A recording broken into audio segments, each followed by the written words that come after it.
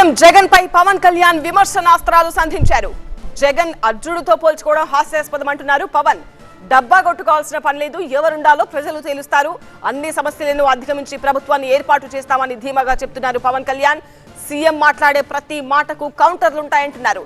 పొత్తుల లెక్కలంటే ఆషామాషి కాదు, అసెంబ్లీలో జనసేన గళం బలంగా ఉండబోతోంది. 98% స్ట్రైక్ రేట్తో దూసుకొస్తామని ధీమాగా చెప్తున్నారు పవన్ కళ్యాణ్.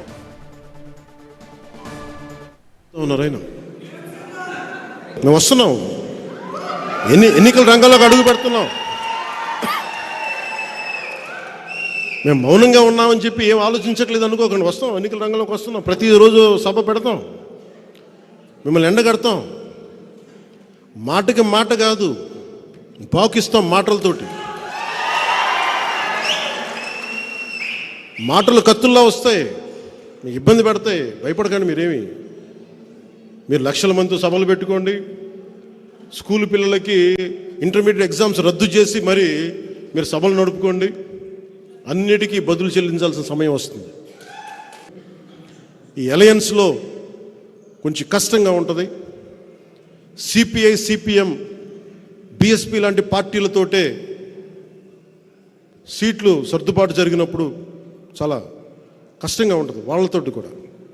అలాంటిది వెంటనే ఇంకా సీట్లు నిర్ణయించలేదు. ఏదంటే ఏమేసినా జనసేన చాలా బలమైన పాదముద్ర వేస్తుంది అసెంబ్లీలో. దాంట్లో భాగంగానే ప్రతి సీటు కూడా గెలిచే సీట్ అవ్వాలి.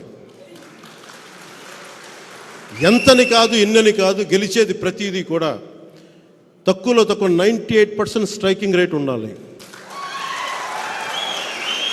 దాంట్లో దిశగా కసరత్తు చేస్తూ ఉన్నాం. జగన్ అర్జునుడిగా పోల్చుకోవడం చాలా హాస్యాస్పదంగా ఉంటుంది నాకు. సొంత చెల్లెల్ని షర్మిల గారిని అత్యంత నీచంగా మాట్లాడుతూ ఉంటే ఎంకరేజ్ చేసే వ్యక్తి అతను అర్జునుడితో పోల్చుకుంటున్నాడు. అసలు ఆలోచించుకోవాలి మాట్లాడబోయే ముందు. పాపం సొంత చెల్లెలి గౌరవం ఇవ్వని వ్యక్తి ఈ రాష్ట్ర ముఖ్యమంత్రి. సొంత చెల్లెలు తోబుట్టు,